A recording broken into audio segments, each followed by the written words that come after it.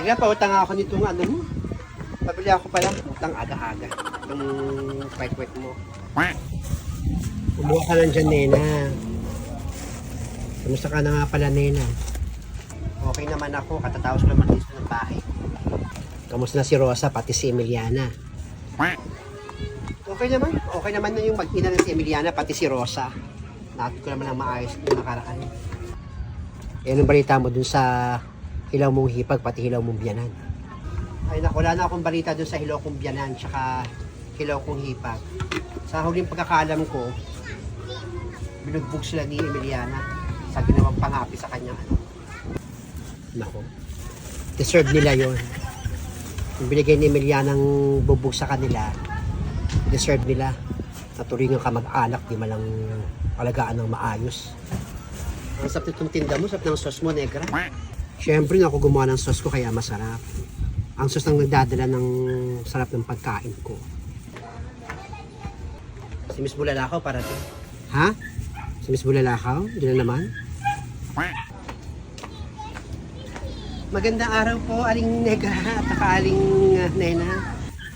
Magandang araw po, Miss Bulalakaw. Magandang araw po, Miss Bulalakaw. Saan po kayo pupunta? Pupunta po ako doon kila Aling Virgiline. Bakit po? Eh, di ba nakaraan nag-usap na po kayo about doon sa 4-piece?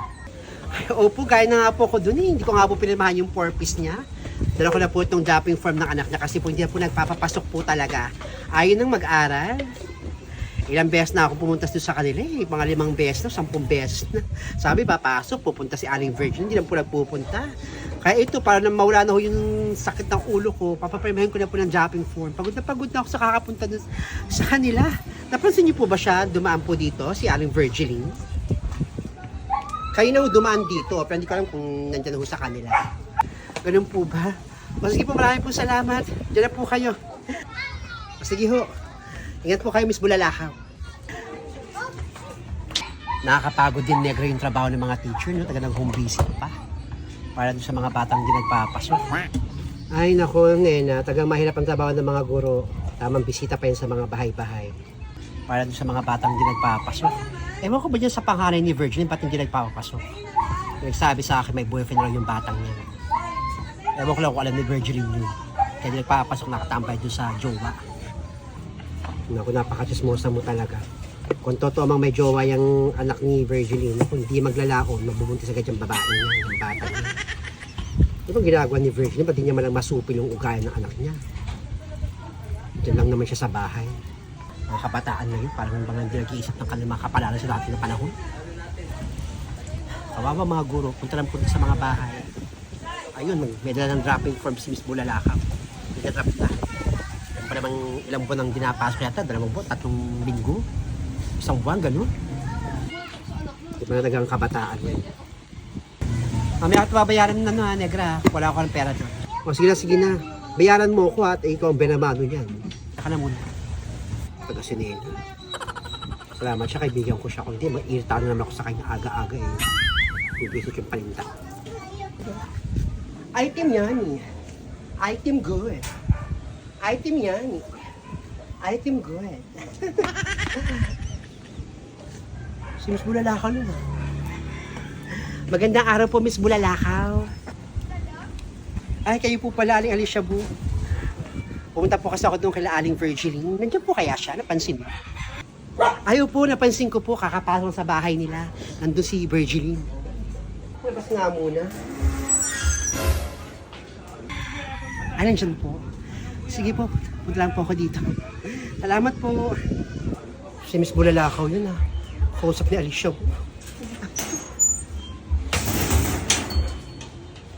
Sige po.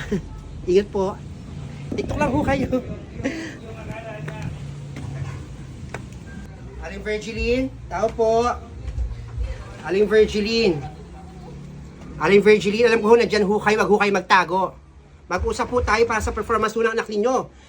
Hindi ko nagpapasok yung anak ninyo. 2 buwan na pong hindi nagpapasok. Ilang beses na po kayo pupunta dito sa bahay ninyo. Hindi mo lang kayo pupunta. Sabi niyo pupunta kasi school. Hindi po kayo pupunta. Aling Virgiline. Sige. Pag di kayo lumabas na ipapabarangay ko kayo. Ipapa-DSWD ko kayo sa pagiging pabayaan yung magulang. Isa! Kaya labas dyan. Pikon na ako sa inyo. Kakapagod kayong puntahan dito sa bahay nyo.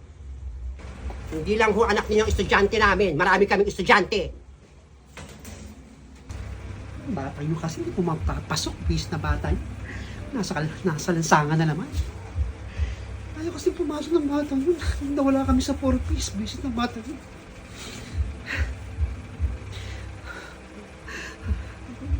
Papabarangay pa ako, papa-DSWD pa ako, makalabas na nga lang. Oh, Aling Virgiline. Nandiyan lang naman po pala kayo. Tataguan niyo pa ako. Ay, magandang araw, Miss Bulalakaw. Naku, pasensya na ho kayo, hindi ko kayo narinig. Nandun ako sa CR. Pinamahan niyo po itong dapping form na anak ninyo. Pagod na ako sa inyo. Naku, huwag naman po. Naku, baka mawala ho kami sa 4-piece ng anak ko. Ay, wala akong pakalam kung mawala kayo sa 4-piece. Basta pilimaan nyo to. Naku, wawa naman yung anak ko. Wala kami sa 4-piece. Labas!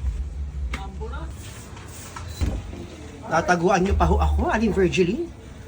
Naku, kaya kasi hindi nakakapasok yung anak ko, Miss Bulalakaw, kasi nanununoy na babati yung mga duwende, ng mga kapre, mga engkanto, kaya di nakakapasok yung anak ko. Pinatatawas ko nga yung anak ko para hindi siya dapuan ng mga ganun. Ako, pasensya daw ko. Ay, naku, hindi ako naniniwala sa sasabi nyo. Kung nanuno man yung anak ninyo, nabati ng duwende, wala akong pakialam. Ilang buwan na pong nagpapasok yung anak ninyo. Ilang beses na tayo nag-uusap, lagi nyo akong tinataguan. Pilimahan nyo itong dapping form ng anak nyo. Ayoko na ho. Siguro po, pirmahan ko lang. Pagod at nandiyan lang pala sa loob. Takot pala mapa-DSWD, mapabarangay. O ito ho. Salamat po. Ako, baka mawala kami sa 4-piece nyo, Miss Bulalakaw. Hindi ko na ho problema kung mawala ho kayo sa 4-piece. Nasaan kaya yung bata yung pala absent? Kala ko nagpapapasok. Wish na batang yun. Nanggigigil ako dun sa anak ko na yun. Laging gabi na lang umuwi, naka-uniform naman. Tapos di pala nagpapapasok. Wish, nagigigil na ako.